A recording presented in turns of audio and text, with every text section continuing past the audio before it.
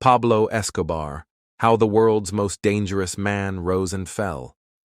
Medellin, Colombia, 1980s. It's midnight.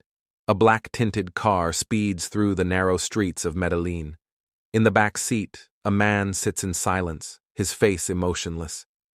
Next to him, another man is trembling, his voice shaky. "Please, boss, give me one more chance." But for Pablo Escobar, there was only one price for betrayal. A few seconds of silence, and then a gunshot shattered the night. This man was Pablo Emilio Escobar Gaviria, the world's richest criminal, the most dangerous drug lord in history. To some, he was a hero. To others, a monster. But one thing is certain. He became a legend. This is the story of power, money, betrayal, and blood. Chapter 1. The Child from Medellin. December 1st, 1949. In a small town called Rio Negro, Colombia, a child was born. His name was Pablo. His father was a farmer, his mother a teacher. Pablo grew up in the poor neighborhoods of Medellin. He wasn't a brilliant student, but he had an incredible mind. His teachers were amazed by his sharp memory. But Pablo wasn't interested in school. He was interested in money. At 12 years old, he started selling smuggled cigarettes. At 15, he was forging diplomas and fake IDs. By 20, he was stealing cars and running illegal businesses. But Pablo wanted more. And in the early 1970s, he saw the opportunity that would change his life forever. Cocaine. Chapter 2. The Rise of a Drug Empire. By the late 1970s, cocaine was becoming popular in the United States.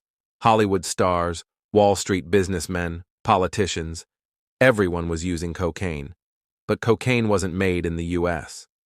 Colombia was the perfect source. Escobar started importing coca leaves from Peru and Bolivia. He built secret labs in the mountains of Medellin, and soon, the first shipments to the U.S. began. Some of Escobar's most insane smuggling methods. He converted airplanes into flying drug vaults. He hid cocaine inside dead bodies. He stuffed drugs into suitcases, car tires, even children's toys. These tactics were so successful that by the early 1980s, 80% of all cocaine entering the U.S. came from Escobar's cartel. The Medellin cartel was now making $60 million a day, but what do you do with that much money? Escobar had so much cash that he couldn't even store it in banks, so he started burying money in the ground. But a fortune this large also meant dangerous enemies. Chapter 3. Robin Hood or the Devil. Pablo Escobar wasn't just a drug lord, he was a legend among the poor. He built thousands of homes in slums.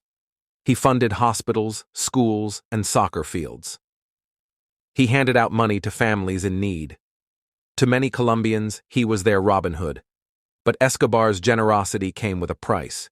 He eliminated anyone who stood in his way. He even executed his own men for minor mistakes. And most dangerously, he declared war on the Colombian government. Chapter 4. War against the government. When the Colombian government came after Escobar, he turned the country into a war zone. In 1989, he bombed a commercial airplane. In 1990, he ordered the assassination of a presidential candidate. In 1991, he made an outrageous offer to the government. "Don't prosecute me, and I will pay off Colombia's entire national debt." Yes, you heard that right. Escobar was so rich that he could single-handedly pay off Colombia's debt. But the government refused. For Escobar, this was a declaration of war. Anyone working for the government became a target. Police officers, judges, journalists, thousands were murdered. But then, Escobar made his biggest mistake. He got the U.S. involved. Chapter 5. The Beginning of the End. The U.S. and Colombian governments joined forces to hunt Escobar down. They created a special task force called Los Pepes. Using phone tracking and surveillance, they finally located Escobar in Medellin. On December 3, 1993, the operation began. His hideout was surrounded, and gunfire erupted. Escobar tried to escape across the rooftop. But then, a sniper's bullet struck him in the forehead.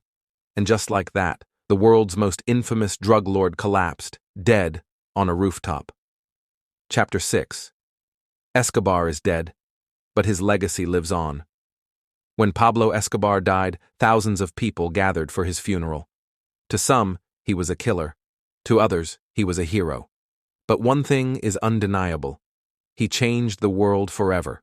Even today, people still live in the homes he built in Medellin, and his name is still remembered. But what do you think? Was Escobar a hero or just a ruthless criminal? Leave your thoughts in the comments.